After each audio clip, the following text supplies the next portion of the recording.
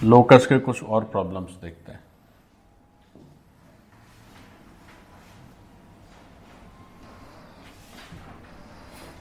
जैसे हमने कहा कि लोकस ऑफ जेड बताइए,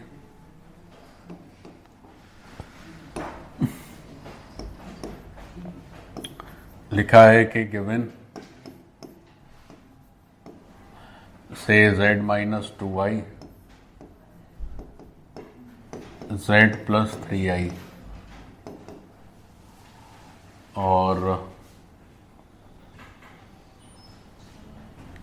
इसका रियल पार्ट कुछ दिया है, मान लेते हैं।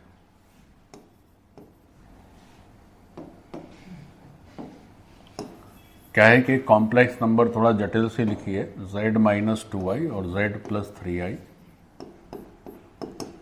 और इस कॉम्प्लेक्स नंबर का रियल पार्ट दिया है 5। ठीक है, अब पूछ रहे हैं कि साहब इसका लोकस बताइए। लोकस ऑफ जेड पर क्वेश्चन मार्क है, तो आप इस क्वेश्चन को कैसे हैंडल करेंगे? देखिए, इस कॉम्प्लेक्स नंबर का रियल पार्ट दे दिया है 5 और इस कॉम्प्लेक्स नंबर का अपने को चाहिए लोकस। तो ये लोकस कैसे करना है ये सीख रहे हैं। तो आप क्या करिए कि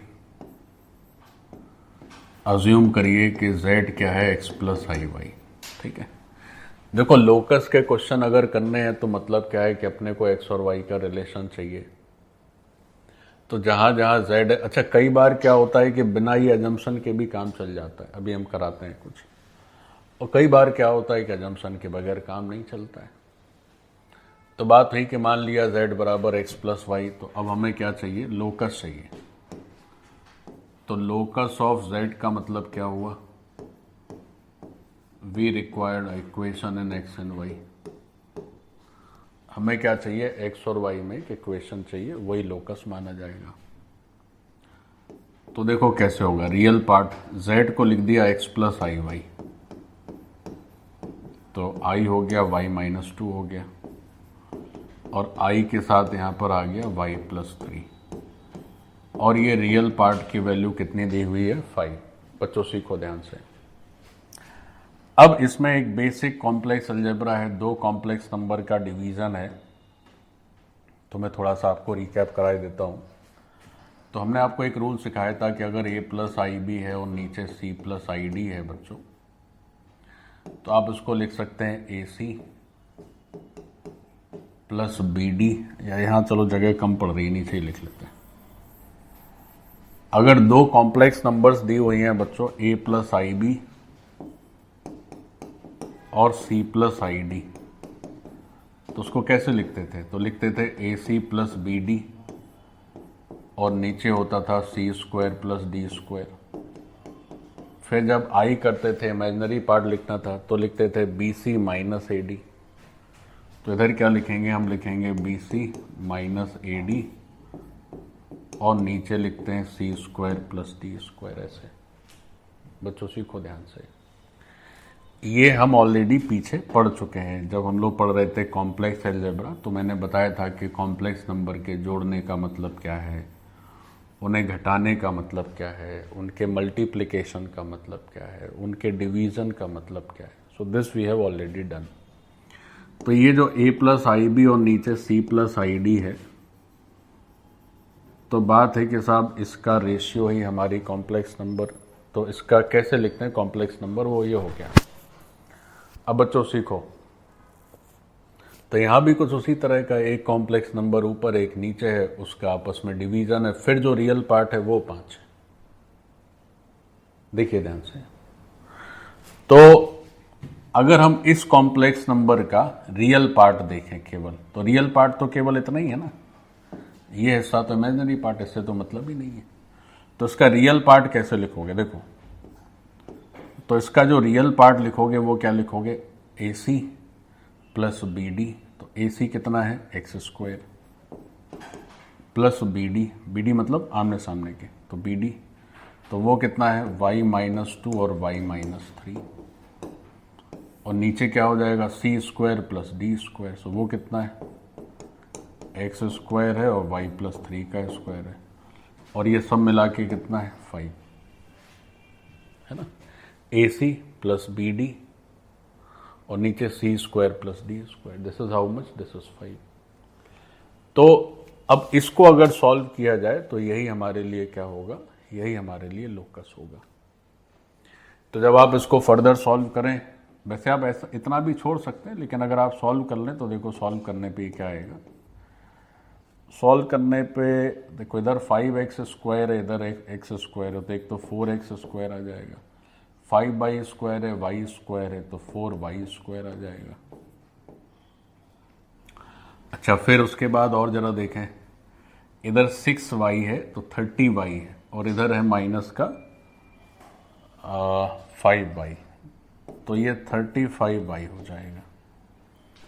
फिर अगर कांस्टेंट के नाम पर देखें बच्चों तो 9 है और 5 है, तो 45 है, और इधर है 6 तो 39। अब बच्चों ये कैलकुलेशन आप देख लीजिएगा, अगर कुछ ऊंच नीच हो तो उसको ठीक कर लीजिएगा। ये आंसर हो गया हमारा लोकस। ऐसे तो कभी भी लोकस बताना है means we need to answer an equation in terms of X and Y, so that is the locus. तो ऐसे हम क्या करते हैं, लोकस पता करते हैं। अब लोकस का अगर कोई भी क्वेश्चन है, जैसे ये 2 क्वेश्चन हमने किए तो सिंपली z को x प्लस आई वाई लिखा। कई बार बिना ये सब किए भी आ जाता है, लेकिन अगर आपको कुछ नहीं सूझ रहा हो तो z equal to X plus I Y करेंगे तो 100% आंसर आएगा ही आएगा। और अगर आप थोड़े से एक्सपर्ट हैं, थोड़ा सा कॉम्प्लेक्स पर आपकी पकड़ अच्छी है, तो हर बार ये z equal to X plus I Y नहीं लिखना पड़ेगा, ऐसे ही आंसर आ जाएगा। जैसे क्वेश्चन मैं आपको बताता हूँ, अगर आपकी कॉम्प्लेक्स पर थोड़ी अच्छी ग्रिप है और थोड़ा आपको ज्योमेट्री ठीक ठाक आती है, तो इट्स नॉट रिक्वायर्ड कि every time you take z is equal to X Y. But अगर आपको कुछ नहीं आ रहा है समझ में, तो फिर आप ये तो कर ही सकते हैं, तो इससे तो आंसर आना ही आना है ना। तो ये it is the most general method to get the locus. ठीक, जैसे ये क्वेश्चन ऐसा करते हैं जिसमें ये z is equal to X plus I Y की दरकार नहीं है। देखो जैसे मैंने लिखा कि इसे क्वेश्चन लिख रहे हैं कि given mod of z minus 1 plus 3i और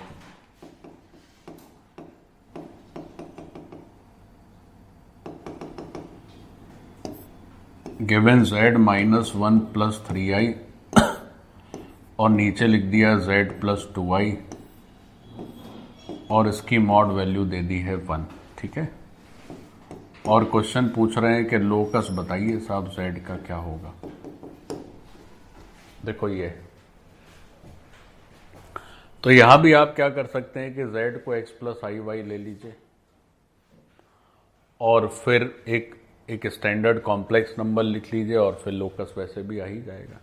ठीक है, अब वैसे नहीं करेंगे का और आसान तरीका है, हर बार z को x प्लस आई वाई अपने को लेना नहीं है बेसिकली। तो अब कैसे करेंगे देखो, सीखो,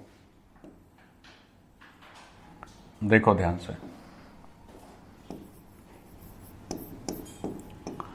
तो जब इसको सॉल्व करने गए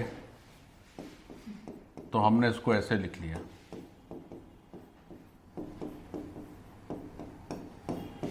ऐसे देखो।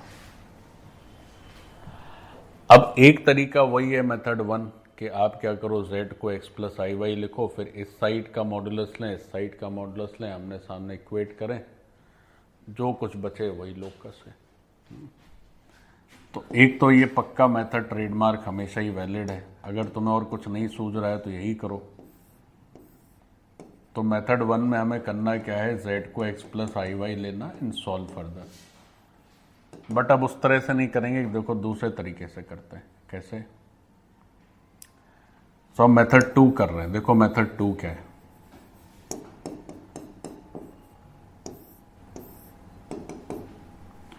देखो सेकंड मेथड क्या है। अब साहब इसको बिना इसके करना है, कैसे करें समझो।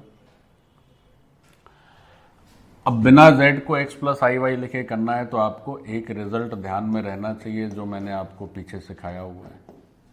सिखाया हुआ ये है कि मॉड के अंदर अगर z1 माइनस z2 लिखा जाए तो इसका मतलब होता है distance between z1 and z2। ये मतलब होता है कि नहीं होता है?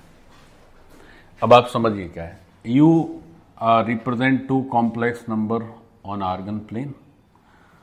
One is 1 minus 3i, या अगर पॉइंट के फॉर्म में लिखें तो पॉइंट के फॉर्म में लिखोगे तो क्या लिखोगे 1 comma minus 3 and another complex number. अब उसमें केवल माइनस 2i ही है तो रियल पार्ट उसका 0, इमेजिनरी पार्ट क्या है -2। तो ये कॉम्प्लेक्स नंबर बच्चों z1 है और ये कॉम्प्लेक्स नंबर क्या है z2। z1 z2 को ज्वाइन कर दीजिए। देखिए सीखिए क्या लिख रहा है। अब देखो z एक ऐसा कॉम्प्लेक्स नंबर है जिसकी z1 से उतनी ही डिस्टेंस है जितनी की z2 से डिस्टेंस है। z एक ऐसा कॉम्प्लेक्स नंबर है जिसकी z1 और z2 से बराबर बराबर डिस्टेंस है, ऐसा क्वेश्चन में लिखा हुआ है। तो हमसे पूछ रहे हैं कि z का लोकस बताइए क्या होगा। तो आपको कहना चाहिए कि साहब z का जो लोकस होगा वो होगा z1 z2 सेगमेंट का परपेंडिकुलर बाइसेक्टर। इस परपेंडिकुलर बाइसेक्टर पर आप कहीं भी z ले लें, कहीं भी, एनीवेयर, किसी भी z से दोनों पॉइंट्स हमेशा कैसे होंगे, बराबर दूरी पर होंगे। अगर ये दूरी d है तो ये भी दूरी d है, कोई भी z ले लीजिए। तो बेसिकली हमें करना ये था कि z1 और z2 के परपेंडिकुलर बाइसेक्टर की जो इक्वेशन होगी वही हमारे लिए z का लोकस होगा। होगा कि नहीं होगा? सोचो भाई, z1 और z2 का परपेंडिकुलर बाइसेक्टर जो होगा वही हमारे लोकस का काम करेगा। तो लोकस को कैसे लिखेंगे? लोकस को कैसे लिखा जाएगा? तो locus of z is what? It is perpendicular bisector of line segment z1 z2। तो z1 z2 का जो परपेंडिकुलर बाइसेक्टर है वही z का लोकस है। ये है बेसिक। अब साहब ये जो लोकस ऑफ z है ये परपेंडिकुलर बाइसेक्टर हो गया z1 z2 सेगमेंट का। तो अब लिखना भी तो पड़ेगा। वैल्यू क्या लिखो, मतलब इसकी इक्वेशन कैसे लिखी जाएगी? तो देखो इक्वेशन लिखना बहुत सरल है। अगर आपको बहुत ज़्यादा ज्योमेट्री नहीं भी आती है फिर भी थोड़ा बहुत आप कर सकते हैं। देखें क्या होता है। सबसे पहले तो ये पॉइंट मान लेते हैं P है which is the mid point. तो मिड पॉइंट फॉर्मूला ये होता है कि x1, जैसे ये मान लेते हैं x1 है, ये y1 है, ये बच्चों x2 है, ये y2 है। तो P के अगर कोऑर्डिनेट्स हमें लिखने हैं तो P के कोऑर्डिनेट्स कैसे लिखे जाएंगे? P जो मिड पॉइंट है, तो देखो मिड पॉइंट जो लिखा जाएगा P, वो लिखा जाता है x1 प्लस x2 बाई 2 और y1 प्लस y2 बाई 2। तो यहाँ जो P के कोऑर्डिनेट्स आए वो कितने हैं? x1 प्लस x2 ऐड करोगे तो 1, तो 1 बाई 2, और y1 y2 को ऐड करोगे -5, तो आया -5 बाई 2। तो this is our mid point P। ठीक है। अच्छा, एक और बेसिक बात समझ लें। जैसे दो लाइंस हैं and they are perpendicular lines, एक की स्लोप m1 है और एक की स्लोप क्या है? m2। एक की स्लोप m2 है और एक की स्लोप m1 है, दूसरे की स्लोप m2 है। और ये लाइंस कैसी हैं साहब? ये परपेंडिकुलर लाइंस हैं। तो एक बात और हमेशा ध्यान रखने की रहती है कि दोनों के स्लोप का मल्टीप्लिकेशन क्या होता है? -1 होता है। तो अगर दो परपेंडिकुलर लाइंस हैं, एक लाइन है से L2 और एक लाइन है L1, तो दोनों के स्लोप का मल्टीप्लिकेशन जो है वो हमेशा क्या होता है, -1 होता है। ये एक ज्योमेट्री का बेसिक रूल है। अब यहां पर क्या है कि साहब पॉइंट आ गया और अच्छा, स्लोप के लिए भी एक और बेसिक रूल समझ लें क्या होता है। देखिए, स्लोप का एक और बेसिक रूल क्या है, जैसे बच्चों एक ये लाइन है ए बी, सेगमेंट है ये, और ये पॉइंट है से x2 y2 और ये पॉइंट है x1 y1, और इस लाइन का स्लोप हमने कहा है से m है। तो m कैसे लिखा जाता है, तो m लिखने का फॉर्मूला होता है y2 माइनस y1 और नीचे लिखना है x2 माइनस x1। ठीक है, तो ये भी एक बेसिक फॉर्मूला है, ये भी बेसिक ज्योमेट्री में हम लोग पढ़ते हैं। चूंकि अभी आपने स्ट्रेट लाइन शायद नहीं पढ़ी है, 11th की शुरुआत ही हो रही है, तो उसमें ये कॉम्प्लेक्स नंबर जो है उसमें ये सब बेसिक चीज़ें आती, तो मैं थोड़ा थोड़ा बताते जा रहा हूँ। वैसे कॉम्प्लेक्स नंबर बच्चों हमें इसेंशियली ज्योमेट्री के बाद पढ़नी चाहिए, बट समटाइम्स स्कूल में पूछ देते हैं, तो इसलिए एक ही साथ हो जा रहा है। तो आप ये सब बेसिक बातें नोट कर लें, अगर आप नहीं जानते हैं तो बहुत अच्छी बात है। तो दो बातें हमें इस क्वेश्चन में सीखनी है। पहली बात कि two perpendicular lines, their slopes multiplication -1, और दूसरी बात, एक लाइन के दो पॉइंट्स दिए हुए हैं तो उसका स्लोप कैसे लिखा जाएगा। तो उसका स्लोप है y2 माइनस y1 और नीचे लिखते हैं x2 माइनस x1। ठीक है,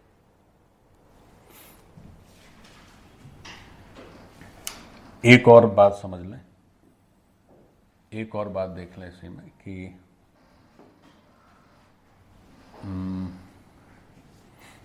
एक लाइन है बच्चों, उस लाइन पर एक पॉइंट दे दिया है px1 y1 और उसका स्लोप दे दिया है m। ठीक है, तो आप उस लाइन की इक्वेशन लिख सकते हैं इन दोनों को यूज करके। तो इक्वेशन ऑफ लाइन लिखी जाएगी y minus y1 is equal to m x minus x1, ऐसे। तो एक ये भी नोट कर लें कि अगर हमें एक लाइन की इक्वेशन चाहिए और जानकारी है उस पर एक पॉइंट पता है, say that is x1 y1, और उसका स्लोप पता है m, तो लाइन की इक्वेशन होती है y minus y1 is equal to M X minus x1, like this. इस तरह से हम कर सकते हैं।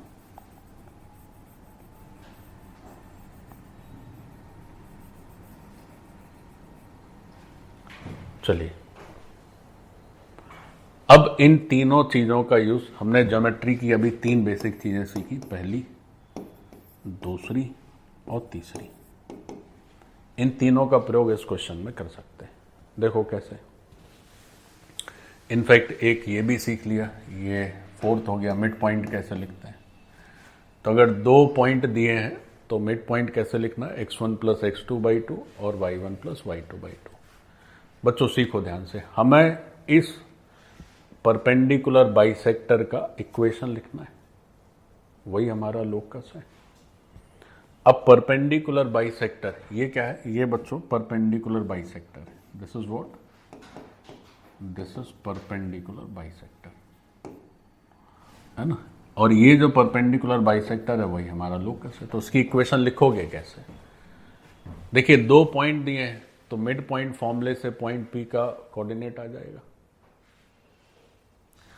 अब एक लाइन की इक्वेशन लिखना है तो एक पॉइंट चाहिए और पॉइंट के साथ साथ स्लोप भी चाहिए। तो स्लोप कैसे लिखोगे, पॉइंट तो पता चल गया, स्लोप कैसे आएगी।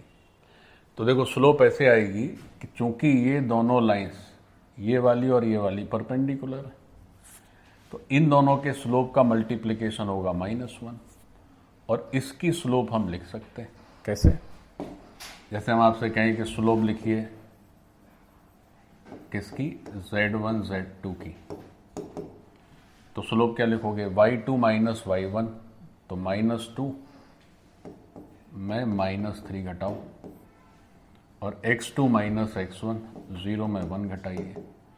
सो this slope is how much, 3 minus 2 that is 1, 1 by -1 यानी -1। तो ये जो स्लोप निकला z1 z2 का,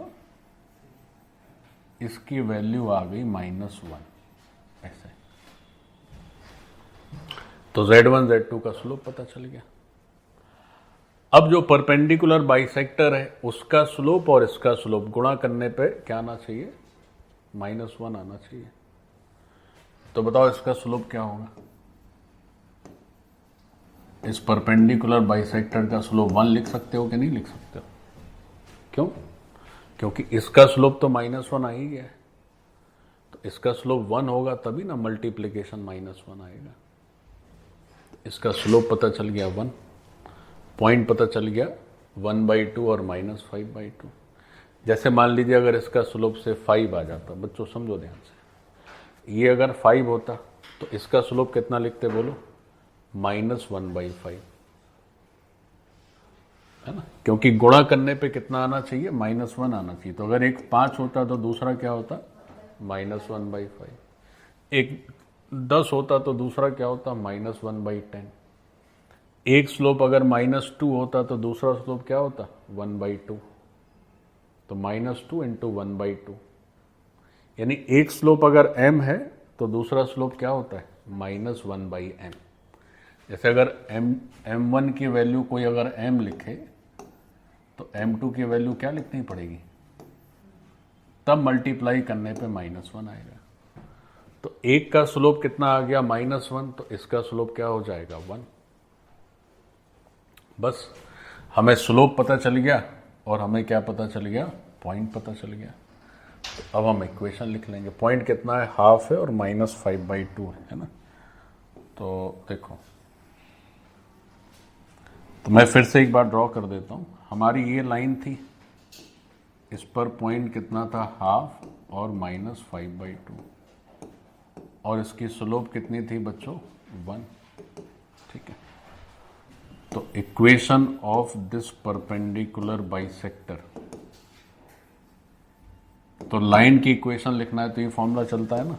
फॉर्मूला क्या है, y माइनस y1, y1 है -5/2 is equal to m, m है 1 और x माइनस x1 ऐसे।